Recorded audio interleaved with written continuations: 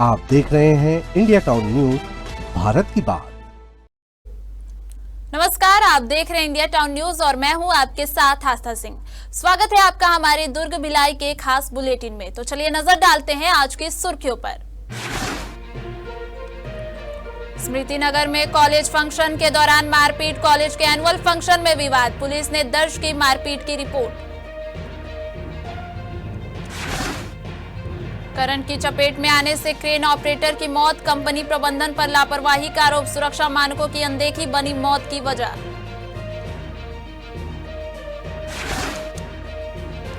ED ने चैतन्य बघेल की संपत्ति कुर्क की, भूपेश बघेल के पुत्र पर ईडी का बड़ा झटका, छत्तीसगढ़ शराब घोटाले में ईडी की बड़ी कार्रवाई।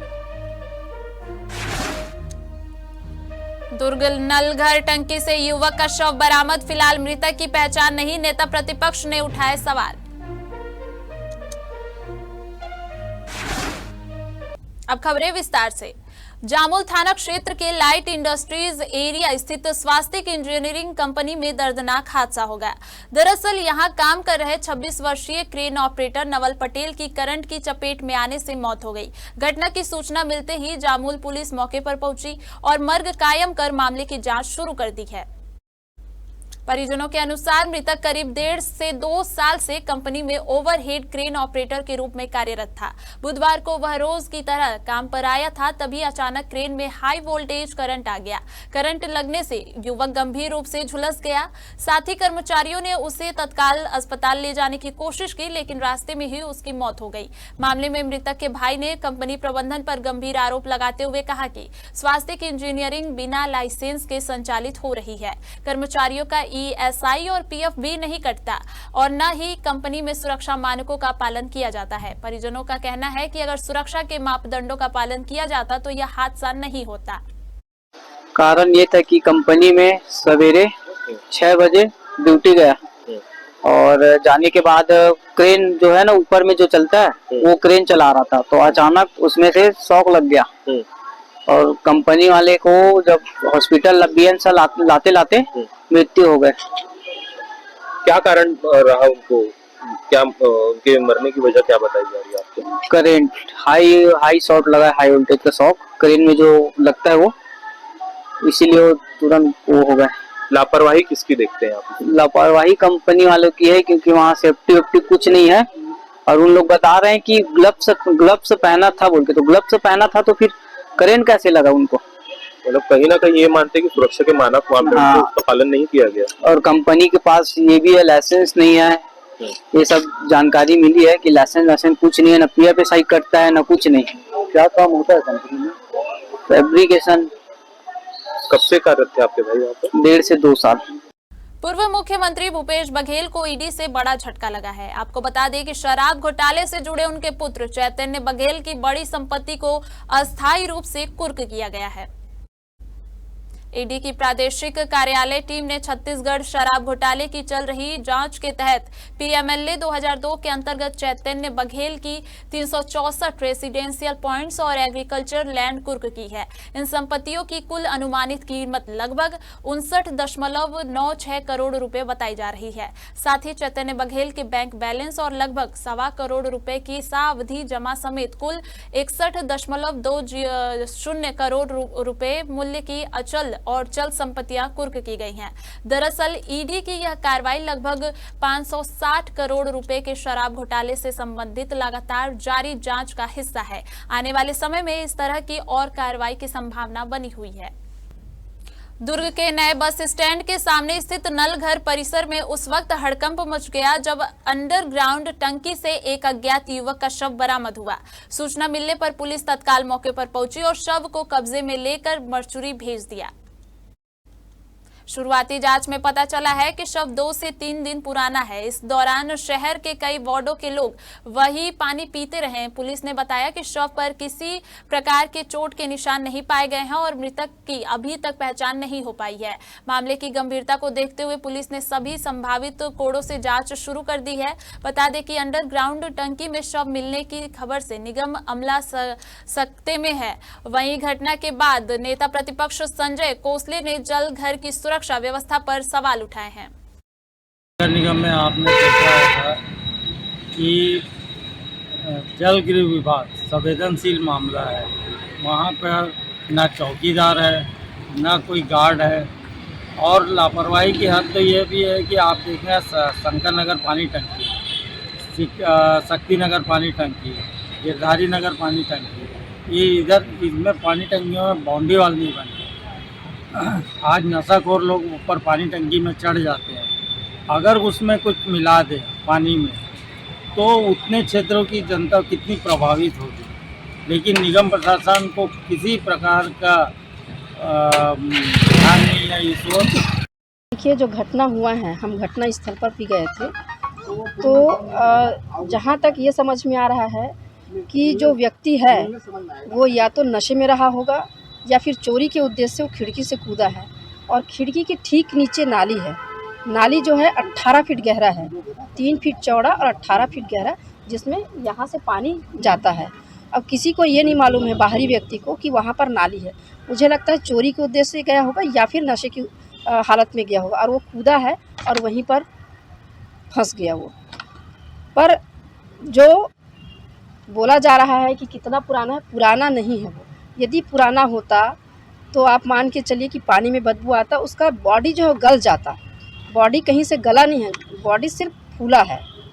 जी, नलघर में पुलिस और एफएसएल टीम को जानकारी मिली है कि नलघर में कोई अज्ञात व्यक्ति है जो नलघर में पानी के उसमें डूबा हुआ है। तो इसके साथ में हम लोग एफएसएल की टीम और हमारे दुर्ग पुलिस की टीम आई हुई है, और जांच पर पता चला है कि वो जो अज्ञात है और अभी इसके बारे में कोई जानकारी नहीं मिल पाई है। और ये ऐसा देखने से ऐसा प्रतीत हो रहा है कि ये 2-3 दिन की है, और पीएम करने के बाद ही पता चल पाएगा कि मौत का कारण क्या है। लगभग उम्र कितनी होगी मैडम? 40-45 के लगभग का लग रहा है।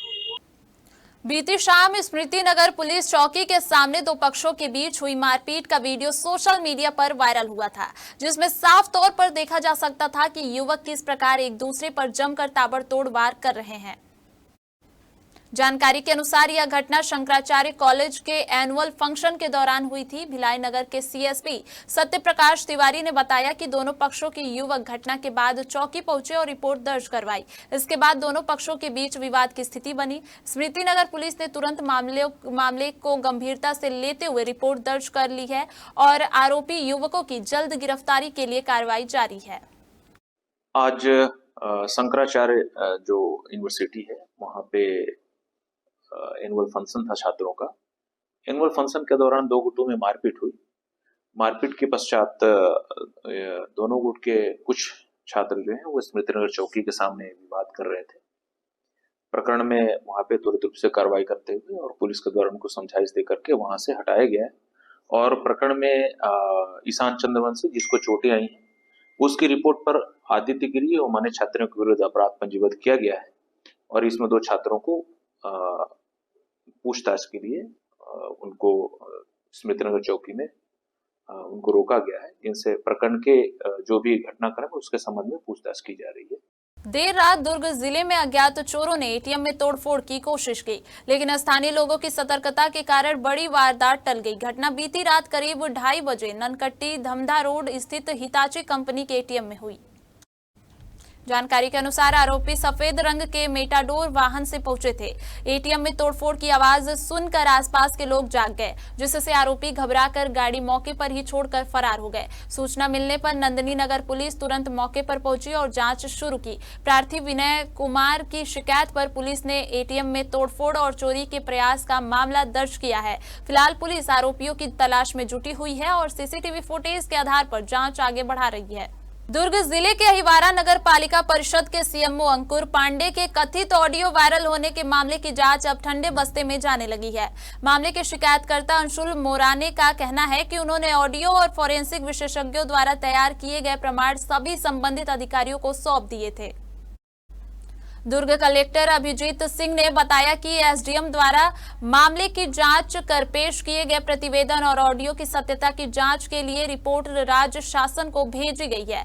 दरअसल अंकुर पांडे पर आरोप है कि उसने प्रधानमंत्री आवास योजना के तहत आर्किटेक्ट को मिलने वाले आर्किटेक्ट शुल्क में लगभग 2,89,000 रुपए का कमीशन लेने की मांग की थी। इसके बाद द्वेषपूर्ण तरीके से बिना नोटिस दिए तत्कालीन आवास प्रेरक अंशुल मोराने को बर्खास्त कर दिया गया था। हालांकि सोशल मीडिया में ऑडियो वायरल होने के बाद भी शिकायत के 1 महीने बीत जाने के बाद भी इस मामले में कोई ठोस कार्रवाई नजर नहीं आ रही है।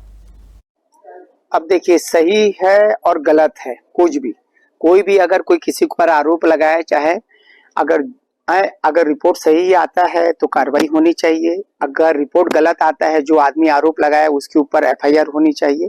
क्योंकि इस प्रकार के कृत्य से सबसे बड़ा परेशानी है कि नगर पालिका का विकास कार्य प्रभावित होता है और लोगों में एक अच्छा संदेश नहीं जाता है और विकास में मतलब बहुत बड़ा बाधक है।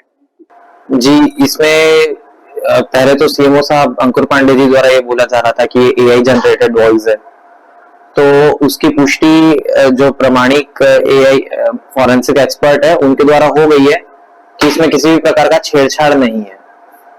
क्योंकि अब वो रिपोर्ट मेरे द्वारा जहां भी मैंने शिकायत की थी उन सभी जगह पर कलेक्टर सर की जांच में और टीआई और भी उच्च कार्यालयों में मैंने उसका संपादन कर दिया है।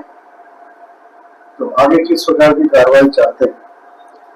आगे मुझे भरोसा है कि इतना भ्रष्ट आचरण पाए जाने के बाद भी अगर उनके ऊपर कार्यवाही नहीं होती है तो ये न्यायपालिका जो हमारी है, व्यवस्था है, इस पर से लोगों का भरोसा उठ जाएगा। प्रकरण में विभागीय अधिकारी राजस्व के माध्यम से जांच कराई गई, जांच प्रतिवेदन प्राप्त हुआ है, ऑडियो भी उसमें प्राप्त हुआ है, परंतु ऑडियो की सत्यता और उसके साथ कोई छेड़छाड़ तो नहीं हुई या किस प्रकार से बनाया गया उसके संबंध में विस्तृत जांच की आवश्यकता है। इसके लिए शासन को प्रकरण प्रेषित किया जाएगा। सर, प्रार्थी द्वारा ऑडियो का फॉरेंसिक रिपोर्ट भी सबमिट किया गया है, तो वो किस प्रकार का विशेष रहता है? जब नहीं, फॉरेंसिक रिपोर्ट कोई प्रार्थी नहीं सबमिट कर सकता है, वो इंडिपेंडेंट जांच उसकी कराई जाएगी। आज के हमारे दुर्ग भिलाई के बुलेटिन में फिलहाल इतना ही। अब मुझे दीजिए इजाजत और आप बने रहिए इंडिया टाउन न्यूज के साथ। नमस्कार। आप देख रहे हैं इंडिया टाउन न्यूज, भारत की बात।